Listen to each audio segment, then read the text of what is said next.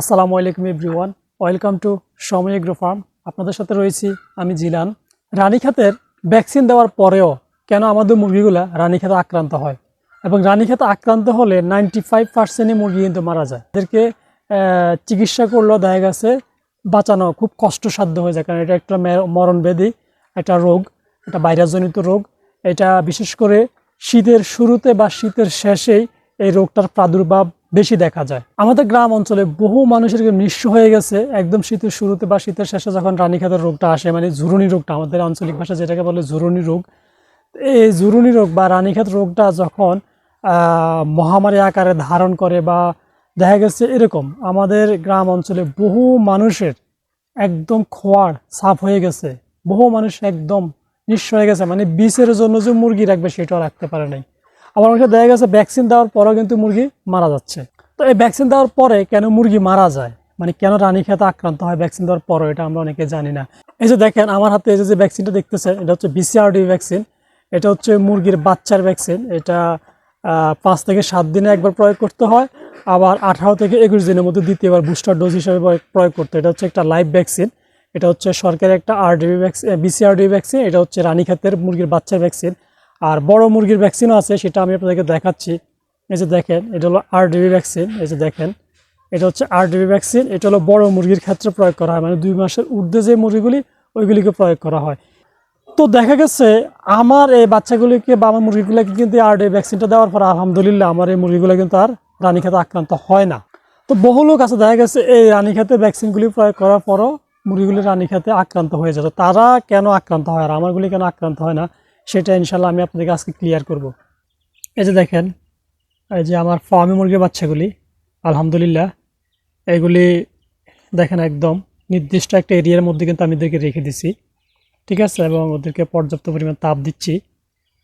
তো আলহামদুলিল্লাহ আমার এই মুরগির বাচ্চাগুলি কিন্তু সুস্থ আছে। এগুলিকে আলহামদুলিল্লাহ রানীক্ষেত আক্রান্ত করবে না আমার বিশ্বাস। তো কেন আক্রান্ত করবে না সেটা আমি ইনশাল্লাহ আপনাদেরকে বলবো। আমি এবার আপনাদেরকে আমার বড় মুরগিগুলি একটু দেখাই, চলেন। এই যে দেখেন, এগুলো হচ্ছে আমার বড় মুরগি, ঠিক আছে। এই যে আমার বড় মুরগিগুলো এখানে দেখেন, আলহামদুলিল্লাহ এগুলিও ভালো আছে। আশা করি ইনশাল্লাহ এগুলিকেও রানীক্ষেত আক্রান্ত করতে পারবে না। তারপরে এই যে নিচে আছে দেখেন, আমি দেখাচ্ছি। এই যে দেখেন, নিচেও আমার মুরগি আছে, নিচতলাটা দোতলা একটা খাঁচা, উপরের তলায় আছে, নিচতলায় আছে। তো আমার এই মুরগিগুলোকে রানীক্ষেতে আক্রান্ত কেন করতে পারবে না, এগুলি কিন্তু আমি যে ভ্যাকসিনগুলি দেখাইছি আপনাকে একটু আগে, এই ভ্যাকসিনগুলি কিন্তু করানো আছে। তো আমাদের মুরগিগুলার সবচেয়ে বড় সমস্যা কি, রানীক্ষেতে ভ্যাকসিন করার পরও রানীক্ষেত আক্রান্ত হওয়ার মূল কারণটাই হচ্ছে আমরা মুরগিগুলোকে ভ্যাকসিন করার পরে কি করি, আমরা দেখে ছেড়ে দিই, ঠিক আছে, মুক্ত অবস্থায় লালন পালন করি। তো আপনি যদি মুক্ত অবস্থায় লালন পালন করেন সেক্ষেত্রে কিন্তু আপনার মুরগিগুলি রানীক্ষেতে আক্রান্ত হবে 100%, ঠিক আছে। তো মুক্ত অবস্থায় আপনার ভ্যাকসিন দেওয়ার পরেও কোনোভাবেই মুক্ত অবস্থায় মুরগিগুলোকে লালন পালন করতে পারবেন না। আপনি রানীক্ষেতে ভ্যাকসিন দেওয়ার পরে অবশ্যই মুরগিগুলো একটা নির্দিষ্ট এরিয়ার মধ্যে আবদ্ধ করে ফেলতে হবে। এখন আপনি বলতে পারেন যে আমি কেন আবদ্ধ করবো, আমি তো ওদেরকে রানীক্ষেতের ভ্যাকসিন করাইছি। তো আলহামদুলিল্লাহ আমার মুরগির তো যেহেতু রানীক্ষেতের ভ্যাকসিন করা আছে, তাহলে তো ওদেরকে আর রানীক্ষেতে আক্রান্ত হবে না। দেখেন আমি কি বলি, যেমন এই যে যখন আমাদের করোনা আসছিল, তো করোনার সময় কিন্তু আমরা সবাই কিন্তু করোনার টিকা দিছি, ঠিক আছে। তো করোনার টিকা দেওয়ার পরও স্বাস্থ্য সংস্থা থেকে কি বলা হয়েছিল, যে করোনার টিকা দিচ্ছেন তাই বলে মনে করবেন না যে আপনারা করোনা আক্রান্ত হবেন না। অবশ্যই করোনার টিকা দেওয়ার পরেও আপনারা মাস্ক পরে থাকবেন, দূরত্ব বজায় রাখবেন, কারণ করোনা টিকা দেওয়ার পরও আপনি করোনা আক্রান্ত হতে পারেন। এই জন্য অবশ্যই দূরত্ব বজায় রাখবেন, মাস্ক পরবেন। ঠিক তেমনি যেহেতু এটা ছোঁয়াচে একটা রোগ, একজন থেকে আরেকজনে ছড়ায়, ঠিক রানীক্ষেতটা এমন এক মুরগি থেকে আরেক মুরগিতে ছড়ায়। এখন আপনি ভ্যাকসিন দিয়েছেন, ঠিক আছে, ভ্যাকসিন দেওয়ার পরে কি হলো, আপনার মুরগিগুলি অ্যান্টিবডি হবে, ঠিক আছে। একটা আপনি রানীক্ষেতের ভ্যাকসিনটা বলতে কি, আমরা আসলে ওদের শরীরে একটা রানীক্ষেতের ভাইরাসেই জীবাণু ওদের শরীরে ঢুকাই দিই। ওইটা হলো ভালো একটা ভাইরাস। কম্পিউটার যেরকম অ্যান্টিভাইরাস ভাইরাস থাকে, আবার সে ভাইরাসকে মারার জন্য আমরা কী করে একটা অ্যান্টিভাইরাস দিয়ে দিই। ওই অ্যান্টিভাইরাসটা গিয়ে কী করে ভাইরাসটাকে মেরে ফেলে। বা আমরা সঙ্গে মোবাইল কম্পিউটারের মধ্যে আগে অ্যান্টিভাইরাস দিয়ে রাখি যেন ভাইরাসটা সহজে আর আমাদের কম্পিউটারকে আক্রান্ত করতে না পারে। ঠিক তেমনি আমরা কি করি, এই মুরগিগুলোকে এই রানীক্ষেতের ভালো একটা ভ্যাকসিন, মানে ভালো যে জীবাণুটা, রানীক্ষেতের যে জীবাণুটা, ভালো জীবাণুটা ওদের শরীরে ফুস করে দেই ভ্যাকসিনের মাধ্যমে। তাহলে কি হয়, ওদের শরীরটা অ্যান্টিবডি হয়ে থাকে, আর তখন ওদেরকে ভাইরাসে আর আক্রান্ত করতে পারবে না, বা আক্রান্ত করলেও দেখা গেছে ওদেরকে হয়তো ওষুধ খাওয়ালে বা ইয়ে করলে সুস্থ হয়ে যাওয়ার চান্স থাকে। আমরা যদি আমাদের মুরগিগুলোকে রানীক্ষেতের ভ্যাকসিন দেওয়ার পরে ছেড়ে দিই, তাহলে কিন্তু আমাদের এই মুরগিগুলার ভাইরাস আক্রান্ত হবে।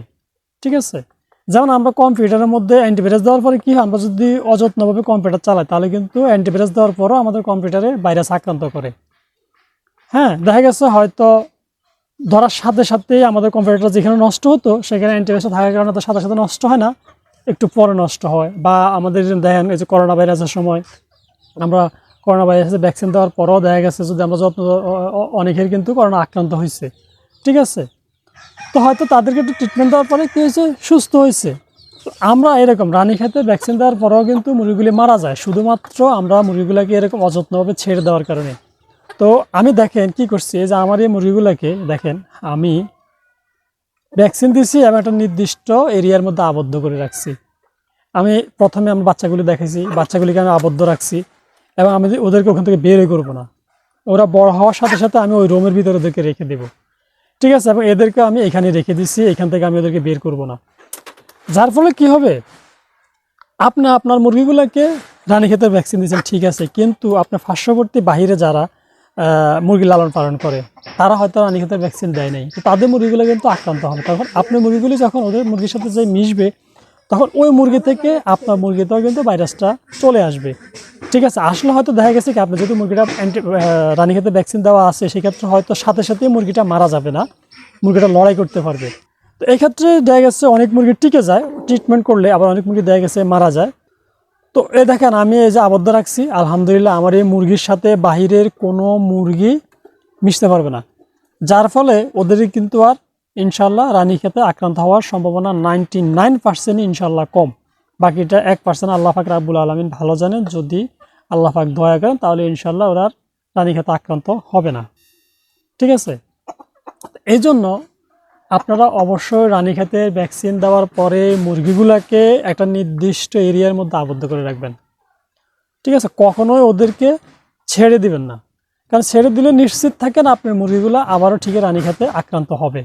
এই জন্য আমাদের এই ভুলের কারণে রানীক্ষেতের ভ্যাকসিন দেওয়ার পরও আমাদের মুরগিগুলি রানীক্ষেতে আক্রান্ত হয়ে কিন্তু মারা যায়।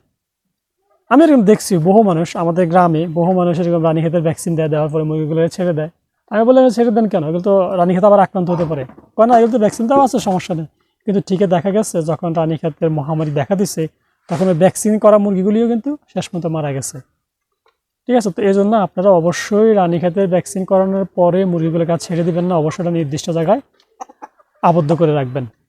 তো আপনারা যদি এই নিয়মগুলি মেনে মুরগিকে রানীক্ষেতের ভ্যাকসিন করানোর পরে লালন পালন করতে পারেন, তাহলে ইনশাআল্লাহ দেখবেন যে আপনাদের মুরগিগুলা হেলদি থাকবে, ভালো থাকবে, রানীক্ষেত মুক্ত থাকবে। তো বন্ধুরা, ভিডিওটি কেমন হলো অবশ্যই কমেন্ট করে জানাবেন।